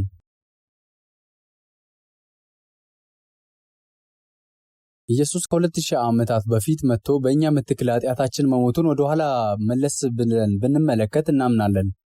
ለዚህም ከልብ አመስጋኞች ነን። ኢየሱስ በኋላ እንደሚሞት በነሐስ እባብ አማካኝነት በጥንት ዘመን ለነበሩ ሰዎች ተገልጧል። በሙሴ ዘመን የነሐስ እባብ ሰርቶ በእግዚአብሔር ላይ የሚቃወሙትንና የሚያግረመርሙትን እስራኤላውያንን የነሐሱን እባብ ያየ ሁሉ ይፈወሳል ብሎ አስተማራቸው። አንዳንዶቹ ግን እባብን በመመልከት ብቻ እንዴት ትፈወሳላችሁ? እሱን ማቃጠልና እባቡ የነደፈውን መርዝ ንክሻ ለማከም አመዱን መቀባት የበለጠ ትርጉም ይኖረዋል። ነገር ግን ዝም ብለው ቢመለከቱ እንደሚፈወሱ ተናገረ። ይህን ማመን ምን ማለት እንደሆነ ለሚናገሩ የመጽሐፍ ቅዱስ ክፍሎች ጥላ ነበር። በጎችና ሌሎችን እንስሳትን መግደል ከእንግዲህ አላስፈለገም ነበር። ነገር ግን በንድፍ ውስጥ የሚታየው ጥላ አሁን ተጠናቀቀ። ኢየሱስ በመስቀል ላይ ያፈሰሰው ደም ቀደም ሲል የሰራነውን ኃጢአት ይቅር በማለት ብቻ ሳይሆን የዘላለምን ቤዛነት አግኝቷል። ያለፈው ወይም የወደፊቱ ኃጢአት ይሁን ቀደም ሲል የተፈጸመው ኃጢአትም ሆነ ወደፊት የሚፈጸመው ኃጢአት፣ ሁሉም ኃጢአቶች አስቀድመው በኢየሱስ ደም ታጥበዋል። እግዚአብሔር በኢየሱስ ደም ያይናል። እናም በዓይኖቹ ፊት ሁሉም ኃጢአታችን ተሰርዮልናል። በዚህ እውነት ካመንን በኋላ በሕይወታችን ውስጥ ስህተት ከሰራን በኢየሱስ ፊት ይቅርታን ሙሉ በሙሉ መጠየቅ አለብን። አእምሮአችንን ለማረጋጋት ለምን ይህን እናደርጋለን? ኃጢአት የለብንም ብንል ራሳችንን እናስታለን፣ እውነትም በእኛ ውስጥ የለም። ይህን ነው መጽሐፍ ቅዱስ የሚናገረው። በኢየሱስ በእርግጠኝነት ካመንን በኋላ እንኳን በሕይወታችን ውስጥ ኃጢአት መስራት እንችላለን።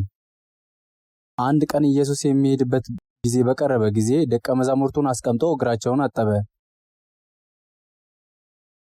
መድኃኒታችን በታጠቀው ፎጣ እንዳሳየ ቆሸሸ እግሮችን በተቀደሰ እጆች አጠበ። ያን የአገልጋይነት መንገድ እንድንሄድ እርዳን።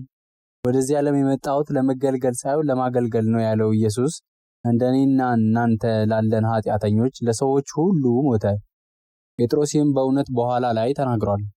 ነገር ግን ኢየሱስ እግሩን ሊያጥብ ወደሱ በመጣ ጊዜ ጌታ ሆይ አንተ የእኔን እግር ለዘላለም አታጥብም በማለት እምቢ አለ። ኢየሱስም ጴጥሮስን እንግዲያስ ከኔ ጋር ዕድል የለህም አለው። ጴጥሮስም ይህን ሲሰማ እግሬን ብቻ ሳይሆን ጭንቅላቴንም ሁሉንም ነገር እጠበኝ ሲል ጠየቀ። ኢየሱስ ግን የታጠቡ እግራቸውን ከመታጠብ በቀር ሌላ አያስፈልጋቸውም አለ። ለኃጢአታቸው ይቅርታ የተደረገላቸው ሰዎች ሕይወታቸውን ሲመሩ የሰሩትን ኃጢአት መናዘዝ ብቻ ነው የሚያስፈልጋቸው። መዳን ዘላለማዊ ነው። ነገር ግን በሕይወታችን ውስጥ ወደሚበክሉን ኃጢአቶች ሲመጣ እነሱ ደግሞ በእግዚአብሔር በግ ደም ተፈጽመዋል። ጌታ በእግዚአብሔር ቀኝ ነው እና እንደ ሊቀ ካህን እንደ መንፈሳችን ሊቀ ካህን ስለ ኃጢአታችን አስታራቂ ሆኖ እየሰራ ነው። አሁንም ቢሆን አሁን ሁላችንም ወደ አንደኛ ዮሐንስ እንሸጋገር።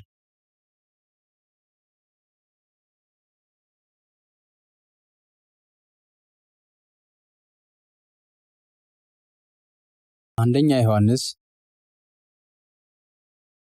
ምዕራፍ 1 ከቁጥር 7 እናንብብ። ነገር ግን እርሱ በብርሃን እንዳለ በብርሃን ብንመላለስ ለእያንዳንዳችን ኅብረት አለን። የልጁ የኢየሱስ ክርስቶስ ደም ከኃጢአት ሁሉ ያነጻልና። ኃጢአት የለብንም ብንል ራሳችንን እናስታለን፣ እውነትም በእኛ ውስጥ የለም። በኃጢአታችን ብንናዘዝ ኃጢአታችንን ይቅር ሊለን ከዓመፃም ሁሉ ሊያነጻን የታመነና ጻድቅ ነው። ኃጢአትን አላደረግንም ብንል ሐሰተኛ እናደርገዋለን፣ ቃሉም በእኛ ውስጥ የለም። መጽሐፍ ቅዱስ በኢየሱስ ብናምን እንኳን እኛን የሚበክሉን ኃጢአቶች እንሰራለን ይላል። ቀጥሎ ምዕራፍ 2 ቁጥር 1 ልጆቼ ሆይ ኃጢአትን እንዳታደርጉ ይህን እጽፍላችኋለሁ። ማንም ኃጢአትን ቢያደርግ ከአብ ዘንድ ጠበቃ አለን፣ እርሱም ጻድቅ የሆነ ኢየሱስ ክርስቶስ ነው። እርሱም የኃጢአታችን ማስተሰሪያ ነው፣ ለኃጢአታችንም ብቻ አይደለም፣ ነገር ግን ለዓለም ሁሉ ኃጢአት እንጂ።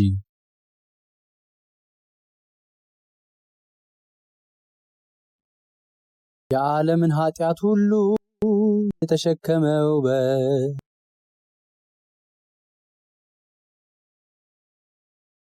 ኢየሱስ የዓለምን ሁሉ ኃጢአት ተሸከመ እና የእናንተ ኃጢአት ብቻ ሳይሸከም ይቀራልን?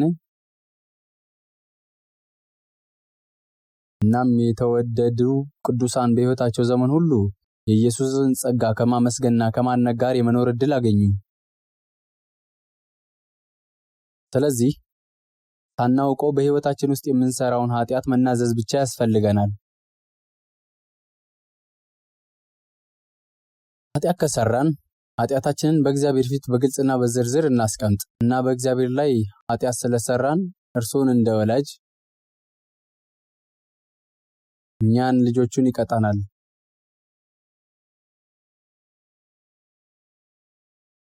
የኢየሱስ ደም ምን ያህል ክቡር ነው! ስለዚህ መጽሐፍ ቅዱስ ውስጥ እንደተገለጸው ለሰው የተሰጠ መጽሐፍ ቅዱስ ዓላማ በእግዚአብሔር ልጅ ካመንክ የዘላለም ሕይወትን ታገኛለህ የሚለው ነው። መጽሐፍ ቅዱስ የተጻፈበት ዓላማ ይህ ነው። ደግሞም በእግዚአብሔር ልጅ የሚያምን በነፍሱ ምስክር አለው። ሰይጣን ግን ይህን ምስክርነት ለመሻር ይሞክራል። እናም ይህን ምስክርነት በሌሎች እንግዳ ልማዶች ለመተካት ከፍተኛ ጥረት ያደርጋል። ስለዚህ ሰዎች በልሳን እንደሚናገሩ፣ ትንቢት እንደሚናገሩና በሽታ እንደሚፈውሱ ይናገራሉ። እንደዚህ አይነቱ ከንቱ ነገር ይላሉ። ያን ምስክርነት በእነዚህ ነገሮች ለመተካት የሚሞክሩ ሰዎች አሉ፣ ግን ያ አይደለም። በኢየሱስ የሚያምን በራሱ ምስክር አለው። ይህ ምስክርነት ምንድን ነው? እግዚአብሔር የሰጠው ምስክርነት ነው። ኢየሱስ ስለ ኃጢአታችን በመስቀል ላይ ደሙን አፍስሶ ኃጢአታችንን ይቅር እንዳለን ከሚመሰክሩ ቃሎች ሌላ ምን ምስክር አለ? ከዚህ የተሻለ ምን ሊሆን ይችላል? ስለዚህ መጽሐፍ ቅዱስ የተጻፈበትን ዓላማ ይነግረናል። የዘላለም ሕይወትን ለማግኘት መጽሐፍ ቅዱስን እናነባለን ይላል። አንደኛ ዮሐንስ ምዕራፍ 5ን ባጭሩ እንመልከት።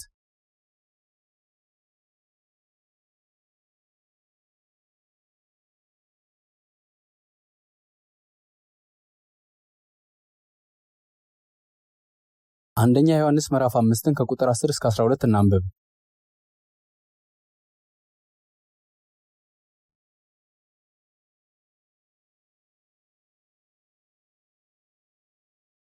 በእግዚአብሔር ልጅ የሚያምን በነፍሱ ምስክር አለው።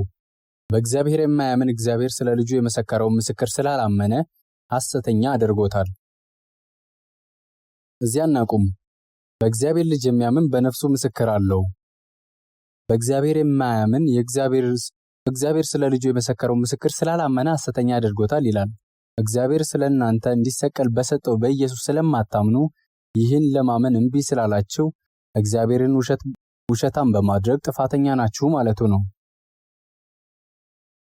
እግዚአብሔር ስለ ልጁ የመሰከረውን ምስክር ስላላመኑ እግዚአብሔር ልጁን በመስቀል ላይ ደሙን አፍስሶ ኃጢአታችንን ይቅር እንዳለን ካላመንክ የእግዚአብሔር ምስክርነት የመሻር ኃጢአት እየሰራህ ነው።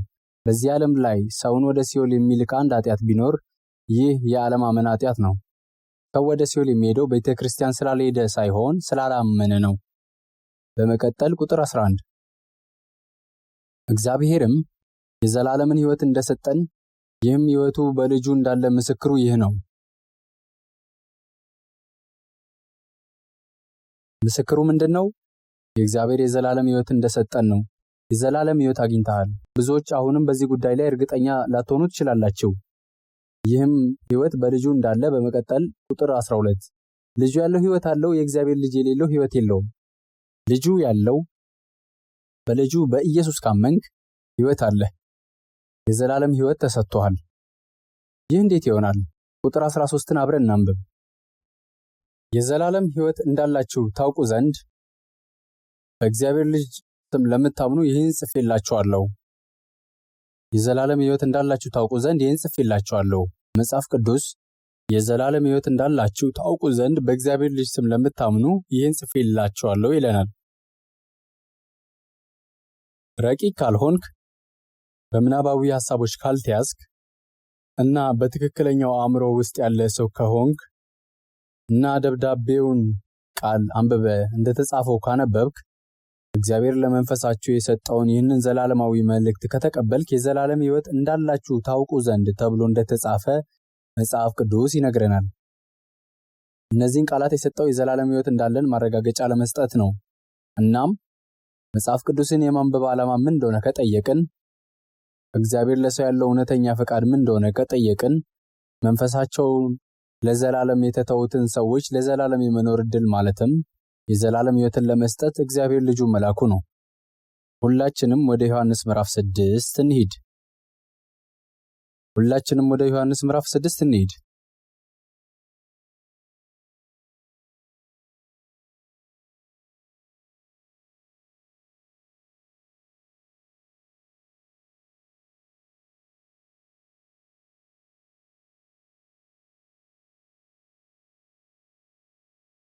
ምዕራፍ 6 ቁጥር 40 እናንብብ። ዮሐንስ ምዕራፍ 6 ቁጥር 40 ወልድን አይቶ በእርሱ የሚያምን ሁሉ የዘላለም ሕይወት እንዲያገኝ የአባቴ ፈቃድ ነውና እኔም በመጨረሻ ቀን አስነሳዋለሁ። በጥናታችን ውስጥ ብዙ የመጽሐፍ ቅዱስ ቃላቶች መርምረናል። እናም መጽሐፍ ቅዱስ የተጻፈበት ዓላማ የዘላለም ሕይወት እንድናገኝ እንደሆነ ብዙ ጊዜ ገልጫለሁ።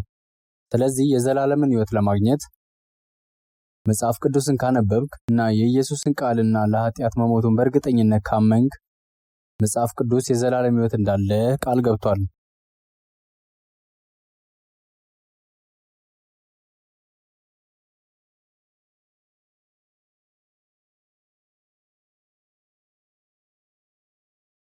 ወደ ዮሐንስ ምዕራፍ 5 እንመለስ።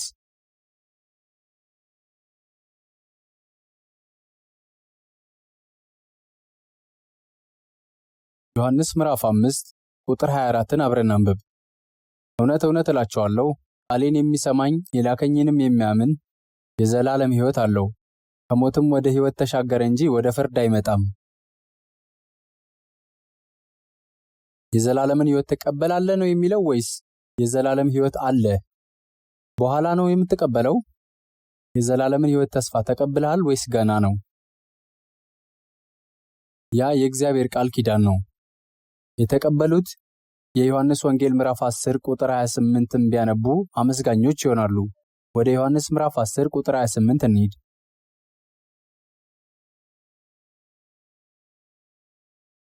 አብረን እናንብብ። እኔም የዘላለምን ሕይወት እሰጣቸዋለሁ፣ ለዘላለምም አይጠፉም፣ ከእጄም ማንም አይነጥቃቸውም። የዘላለም ሕይወትን እሰጣቸዋለሁ ይላል። ኃጢአታቸው ለዘላለም ተሰርዮላቸዋል፣ ለዘላለም ይቅርታ ተደርጎላቸዋል። ክብር ክብር እያልኩ ዘምራለሁ። ከኢየሱስ ደም በቀር ሌላ የለም። ይህ ኩራታቸው ይሆናል። ለዘላለም ይቅር ከተባልክ የዘላለም ተስፋ አስቀድሞ ተፈጽሟል ማለት ነው። መዳን ለሚለው ቃል ተመሳሳይ ነው። ኢየሱስ ጌታ እንደሆነ በአፍህ ብትመሰክር፣ እግዚአብሔርም ከሙታን እንዳስነሳው በልብህ ብታምን ትድናለህ። ሰው በልቡ አምኖ ይጸድቃልና በአፉም መስክሮ ይድናልና። ኢየሱስ ለኃጢአታችሁ መሞቱንና ስለኛ መጽደቅ ከሞት መነሳቱን በመጽሐፍ ቅዱስ ውስጥ ለማየት ስንመጣና የእግዚአብሔር ቃል ውሸት እንደሌለው ስናይ ታዲያ ምን እንረዳለን? የኢየሱስ ሞት በከንቱ እንዳልነበረ ወደ መረዳት እንመጣለን። ይቅር ሊለኝ ሞተ፣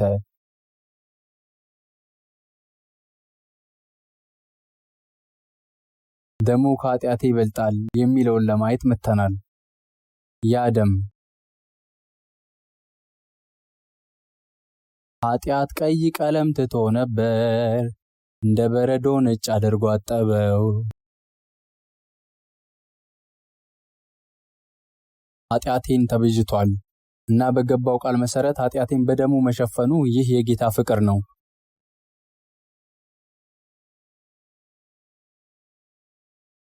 ደሙ ምስክር ይሰጣል በልቤ ውስጥ ለኔ በክብር ደምህ ለማንጻት በቀራንዮ ላይ ፈሰሰ። እየመጣው ነው ጌታ ሆይ፣ አሁን ወደ አንተ እየመጣው ነው። እጠበኝ፣ በደሙም አንጻኝ። በቀራንዮ ላይ ባፈሰሰው በእምነት ወንዙን ካየው ጀምሮ የሚፈሱ ቁስሎች ያዘጋጃሉ። ክብር ክብር እያልኩ ዘምራለሁ። ከኢየሱስ ደም በቀር ሌላ የለም። ይህንን እውነት ላከናወነ ለእግዚአብሔር የምንሰጠው ከራሳችን የሆነ ነገር አለ? አንዲት ቅድስት ሴት ይህን መዝሙር በመጀመሪያ ባመነች ጊዜ ዘመረች። ነፍሴን ከአንድ ጥቁር ነጠብጣብ ለማንጻት በደም ላንተ ደም ድፍን ሁሉ ያነጻ ዘንድ ለሚቻል። ይህ መዝሙር የዘመረችው ሴት ሻርሎት ኤሊየት ነበረች። የእግዚአብሔር በግ ሆይ መጣው መጣው። ይህ መዝሙር በጌታ ፊት በመታቀፍ መንፈስ በትክክል ዘመረች። እስቲ ትንሽ ጊዜ ወስደን ወደ ኤፌሶን ሰዎች ምዕራፍ 1 እንመልከት።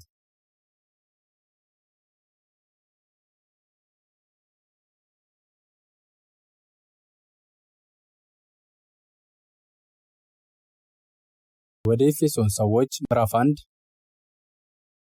ቁጥር 5 እና 6 አነባለሁ። በበጎ ፈቃዱ እንደወደደ በኢየሱስ ክርስቶስ ሥራ ለእርሱ ልጆች ልንሆን አስቀድሞ ወሰነን፣ በውድ ልጁም እንዲያው የሰጠን የጸጋው ክብር ይመሰገን ዘንድ ይህን አደረገ። በወደደው በኩል እንዲያው በነፃ የሰጠን የከበረ የጸጋውን እንድናመሰግን ጠርቶናል። ቀጥሎ እንዲህ ይላል፣ ኢየሱስ ጌታ እንደሆነ በአፍህ ብትመሰክር፣ እግዚአብሔርም ከሙታን እንዳስነሳው በልብህ ብታምን ትድናለህ። እግዚአብሔር የተናገረው ይህን ነው። ነገር ግን ምን ይላል? በአፍህ በልብህም ሆኖ ቃሉ ቀርቦልሃል። ይህም የምንሰብከው የእምነት ቃል ነው። በኢየሱስ ካመንና እርስ በርሳችን ስንነጋገር ኤፌሶን ምዕራፍ 2 ቁጥር 8 እና 9 እናንብብ። አብረን እናንብብ። ጸጋው በእምነት አድኗችኋል፣ ይህም የእግዚአብሔር ስጦታ ነው እንጂ ከእናንተ አይደለም፣ ማንም እንዳይመካ ከሥራ አይደለም። በጸጋው በእምነት አድኗችኋልና። ያድኗችኋል ወይስ አድናችኋል? ይህም የእግዚአብሔር ስጦታ ነው እንጂ ከእናንተ አይደለም፣ ማንም እንዳይመካ ከሥራ አይደለም። ይህ ሲባል በነጻነት በሥራችን ስለተቀበላችሁት የምትመኩበት ምንም ነገር የላችሁም። ማለትም ልጁን በሰዋ በእግዚአብሔር ጸጋ ነው ያዳነን። ቀጥሎ ቁጥር 5 እንመልከት።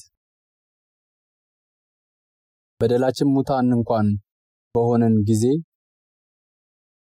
ከክርስቶስ ጋር ይወሰጠን። እናም ቀጥሎ በጸጋ ድናችኋልና። የዳናችሁት በእግዚአብሔር ጸጋ ነው፣ በሥራ አይደለም። በዚህ መንገድ እኛን ለማዳን ጌታ የማዳን እጁን ገለጠ። ስለዚህም ነው በእውነት በኢየሱስ ካመንን የመንፈሳችን መዳን ብቻ ሳይሆን የዘላለም መዳንም ቃል ተገብቶልናል። በዚህ ቅጽበት እንኳን ብዙ ክርስቲያኖችና ቤተ እምነቶች፣ ሌላው ቀርቶ ብዙ ዋና ቡድኖች የመዳንን እርግጠኝነት አይታወቅም ወይም የሚመጣው ከሞት በኋላ ነው ይላሉ። በዚህ ምድር ላይ እያለ ለአንድ ሰው ድኗል ማለት እንደ ትዕቢት የሚቆጥሩና የተሳሳተ ትምህርት ብለው የሚጠሩትና ሊገለብጡት የሚሞክሩም ብዙ ሰዎች አሉ። ይህ ችግር መጽሐፍ ቅዱስን በአግባቡ ካለማንበብ የመጣ ነው። መጽሐፍ ቅዱስን ማንበብ በሚኖርበት መንገድ ካነበብነው ቀድሞውንም ይቅር እንደተባልን እንገነዘባለን። ቀድሞውንም ኃጢአታችን ተሰርዮልናል። ይህም ማለት ለሰውነታችን ቤዛ አለ ማለት ነው። ማለትም በክርስቶስ ውስጥ እየኖርንና እያመንን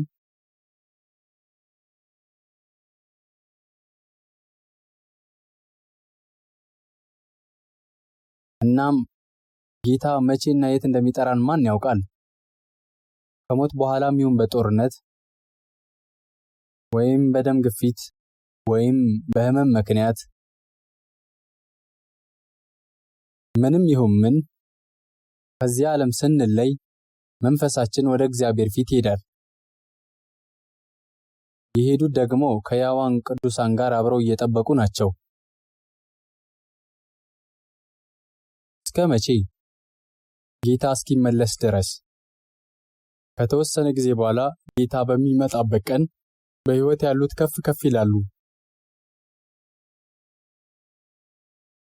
ከፍ ማለት ከዚህ የሰውነት ቅርጽ ወደ ፍጹም መልክ ይለወጣሉ ማለት ነው። ይህንን በሮሜ ምዕራፍ 8 ቁጥር 23 እንመልከት።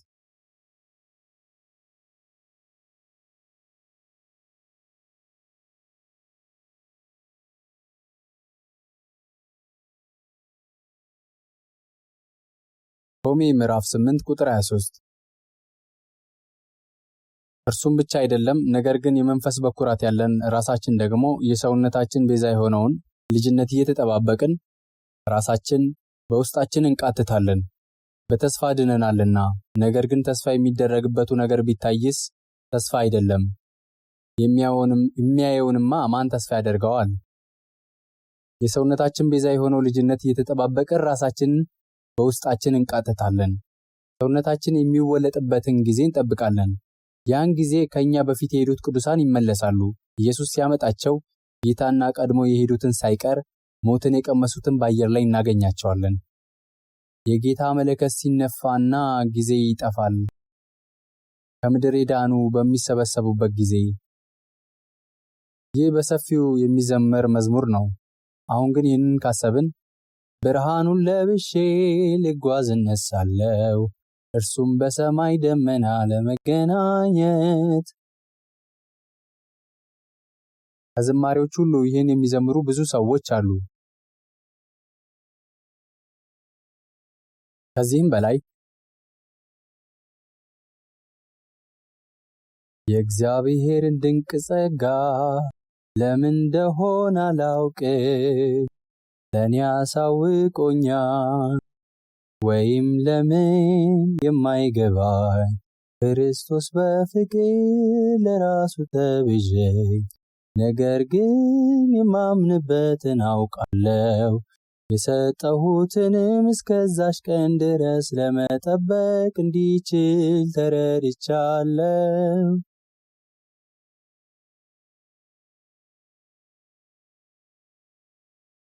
ይህን የሚያድን እምነት እንዴት እንደሆነ አላውቅም። ለእኔ ያስተላልፏል በቃሉም እንዴት ማመን በልቤ ውስጥ ሰላምን እንዳመጣ ነገር ግን የማምንበትን አውቃለሁ የሰጠሁትንም እስከዛች ቀን ድረስ ለመጠበቅ እንዲችልም ተረድቻለሁ። ጥሩ ወይም መጥፎ ምን እንደሆነ አላውቅም። ለእኔ የሚጠብቀኝ የደከሙ መንገዶች ወይም ወርቃማ ቀናት በፊቱ አየዋለሁ። ነገር ግን የማምንበት አውቃለሁ የሰጠሁትንም ከዛች ቀን ድረስ ለመጠበቅ እንዲችልም ተረድቻለሁ።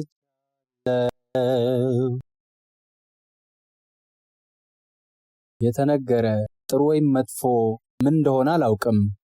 ለእኔ የሚጠብቀኝ የደከሙ መንገዶች ወይም ወርቃማ ቀናት በፊቱ አየዋለሁ።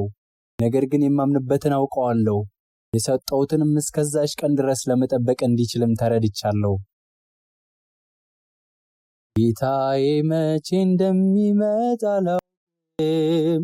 በምሽት ወይም በቀትር ቀንትሪ በሸለቆ ከእርሱ ጋር ወይም በአየር ላይ ገናኘው አላውቅም። ነገር ግን የማምንበትን አውቃለሁ የሰጠሁትንም እስከዛች ቀን ድረስ ለመጠበቅ እንዲችልም ተረድቻለሁ።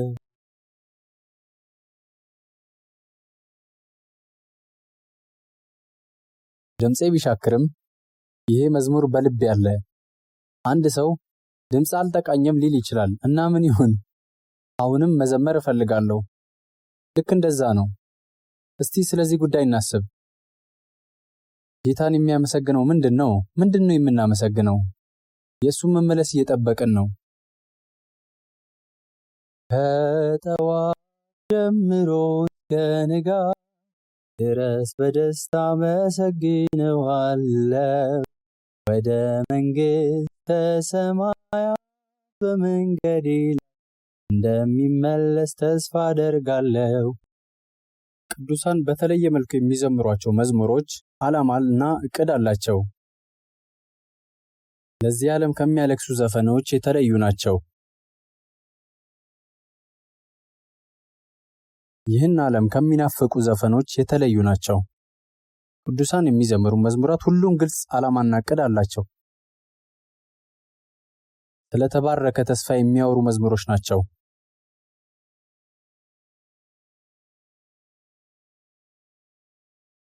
በዘላለም ስቃይ ውስጥ መሰቃየት የሚገባን የነበርነውን እኛን ጌታ እንዳዳነን እንዲሁም ይህን የሚገጥመንን አሳዛኝ ሕይወት የሚያውቅ እግዚአብሔር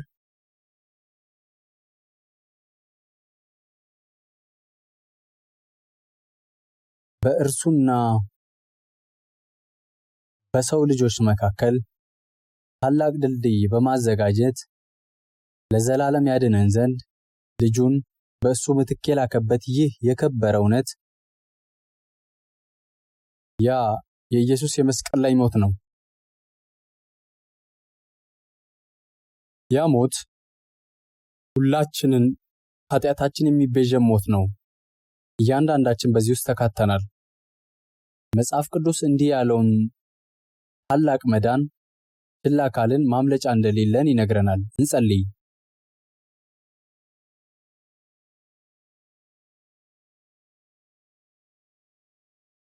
ጌታ ሆይ በፍጹም ልባችን እናመሰግንሃለን። ምንም ሳናውቅ ፍቅርንም ሆነ ጸጋን ሳናውቅ ነው የኖርነው። እናም ይህን ያዘጋጀህልንን የምስጋና ፍቅር ያለ ክፍያ ተቀብለናል። ለዚህም እናመሰግንሃለን። ኃጢአተኞችን ለዘላለም ጥፋት የታሰርን እንደ እኔ ያለ ኃጢአተኛን ጭምር በጌታችን በኢየሱስ ደም ለዘላለም ስላጠብከን በእውነት እናመሰግናለን። ለዘላለም ተመስገን። በመካከላችን ያለፈ ዘመናቸው ምንም ይሁን ምን አሁን የሚጠራጠሩና የቅዱስ ፍቅርህ አካል ያልሆኑትን መንፈስ ቅዱስ እንዲቀበላቸው እንጸልያለን። እናም በአዳም ሕይወትን እፍ ያልክበት አንተ የዘላለምን ሕይወት እንደሰጠ እንዲረዱና በምስጋና እንዲቀበሉት በቃልህ ደግፋቸው። የቀረው ጊዜያችንንና ሐሳባችንን ሁሉ ለአንተ አደራ እንሰጣለን። በኢየሱስ ስም ጸለይን። አሜን።